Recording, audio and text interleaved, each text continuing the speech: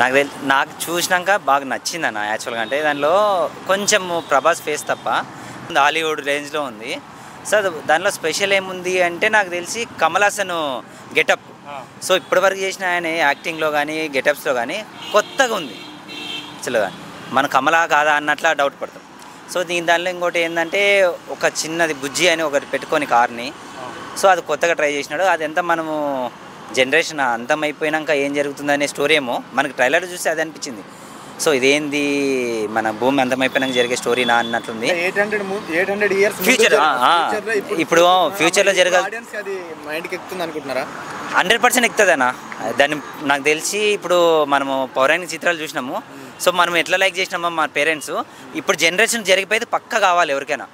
So ఫ్యూచర్లో ఏం జరుగుతుందనే ఇంట్రెస్ట్ ఎవరికైనా ఉంటుంది కాబట్టి, సో ఇది నెక్స్ట్ జనరేషన్ ఎలా ఉంటుందో అని చూపించే మూవీ కాబట్టి 100% చూస్తారు.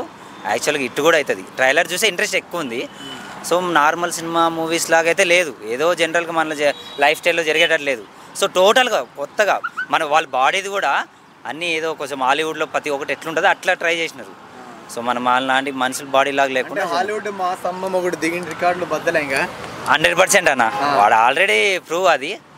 సో హాలీవుడ్ వాళ్ళు కూడా ప్రభాస్ని చూసి సైలెంట్ అయిపోవాల్సిందే ఆడైతే, ఎందుకంటే కొత్త ట్రై చేస్తున్నాడు. ఇప్పుడు బాహుబలి ఈ జనరేషన్ బాహుబలి స్టోరీ వచ్చింది ఏదో పౌరాణిక చిత్రం అంటే అది ఒక రికార్డ్ ట్రెండ్ సెట్టరే అది కూడా.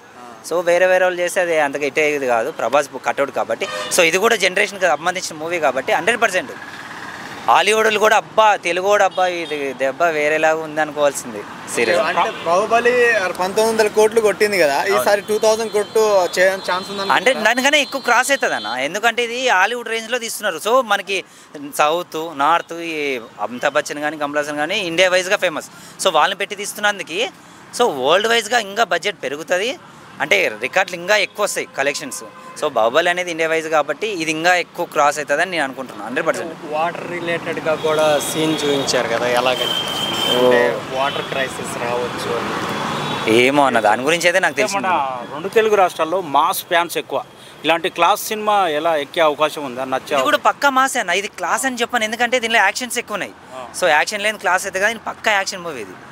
సో మనం ట్రైలర్ చూసినప్పుడు నార్మల్ ఫైట్స్ కాదు, ఇది హాలీవుడ్ రేంజ్లో ఫైట్స్. అంటే ఒక రేంజ్లో అది. ఇప్పుడు సావో సినిమా వచ్చింది, ట్రైలర్ ఒక రేంజ్లో ఉంది. సో కొంచెం మూవీ డౌన్ అయినా దాని క్రేజ్ వేరే రేంజ్, ఆ ట్రైలర్కి వేరే రేంజ్. సో ఇది ట్రైలర్ అట్లా ఉన్నా కానీ నాకు తెలిసినంత వరకు దీనిలో స్టోరీ ప్లస్ యాక్షన్ ఒక రేంజ్లో ఉంటుంది.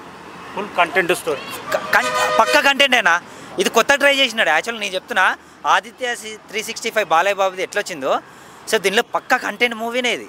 సో నార్మల్ది కాదు, భారీ కంటెంట్. ఈ జనరేషన్ ప్రతి ఒక్కరు చూడాల్సిన మూవీ అయితే 100% చూడాలన్న. కొందరు ఫ్యాన్స్ ఉంటారుగా మీ ఓల్డ్ సినిమా, ఈ సినిమా ప్రతి ఫ్యాన్స్ చూడవలసిన సినిమా. అందరు హీరోల ఫ్యాన్స్. నేను ఓల్డ్ పీపుల్స్ కూడా ఈ సినిమా చూడాలంట. నన్ను అడిగితే 12 years అబ్బాయి కూడా వాడు చదువుకునే బుక్కుల్లో ఫ్యూచర్ ఏం జరుగుతుంది అనేది ఉంటుంది. సో స్టడీల్లో సో వాడు చూస్తే వాడు స్టడీకి యూజ్ అయ్యే మూవీనే. నెక్స్ట్ జనరేషన్ అరే మన పిల్లలది ఇట్లుంటుందా మంది ఇట్లుంటుందా అనుకుంటారు. సో అందరు చూడాలి. ఫ్యాన్స్ అనేది పెట్టుకోకూడదు.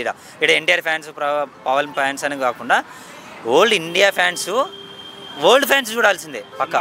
అందరూ పక్కా సినిమా లవర్స్ చూడాల్సిందే.